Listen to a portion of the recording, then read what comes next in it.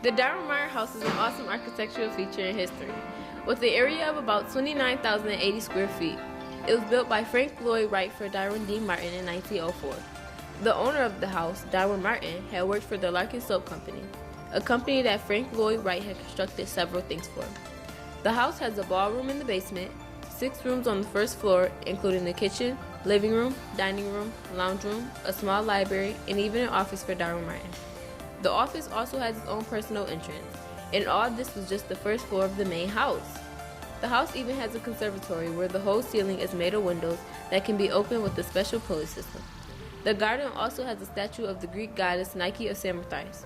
And fun fact, her wings were the inspiration for the Nike swoosh on the shoes. Along with the main house was the Barton house, which was built for Darwin's sister Delta and her husband, the 100-feet-long pergola, which links the main house to the conservatory. The rest was main necessities of the time, like the garage and stables for horses and carriages, but those were built a bit later on in 1908. The house was an architectural feature that combined the Chinese and Japanese architectural style and modern day style. The house was built to be almost entirely horizontal, which is why many people call it the plane house. Get it? Flat, like the plane? Anyway, the house ended up being 167 feet long, more than half a football field. It represents Wright's passion of architecture fitting with nature. But now into the fun part, the inside. The roof was a sort of guide through the house, with it being low in the places you don't lounge around and being higher in the places you do, making the hallway seem like almost tunnels. The house walls were mostly windows to let in natural light and break down the barrier of a human's nature. Another fun fact, Wright designed all the furniture in the house as well as the house itself. That way, everything in the house flows smooth. After all, you wouldn't put a bright pink couch in a house that looks like this. The kitchen has a pantry, a large cabinet for china, which was called the butler station. The counters were made of pure white glass. This was because they believed if you could see the dirt, you could clean it off better. The inside also has a system of radiators that flowed through the house to conduct heat throughout the interior.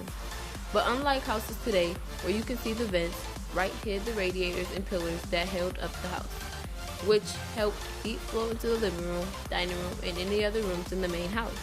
The living room had a fireplace decorated with beautiful glass tiles and a piano given to Darwin Martin by his daughter Dorothy. Looking a bit into Darwin Martin himself, his mom had died when he was only 6, and at the age of 13, he started working in the Larkin Soap Company.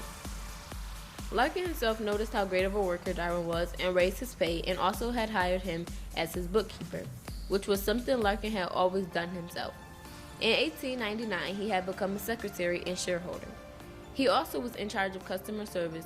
Soon, Darwin Martin had climbed all the way up to CEO in the company and was the co-founder of Larkin's new pottery branch of the company, selling china they had made. Darwin came across Wright because of Darwin's brother, who had lived near Wright and started to gain a relationship with him. After Wright had constructed a house for Darwin's brother, Darwin became interested in his work and was inspired to get the Darwin Martin house constructed, which his brother and himself got Larkin on board for. The house was truly amazing, but sadly, the pergola and conservatory was demolished in 1960. After Darwin had moved out and the company had bought the land, using it to build other buildings, it took years for the land to be brought back and the buildings slowly reconstructed. Now a team of people are working hard to reconstruct the house to its former glory, as well as bring back many of its historical artifacts, such as Wright's famous windows with a design called the Tree of Life in them. Hopefully, their efforts with bringing the house back to its true beauty.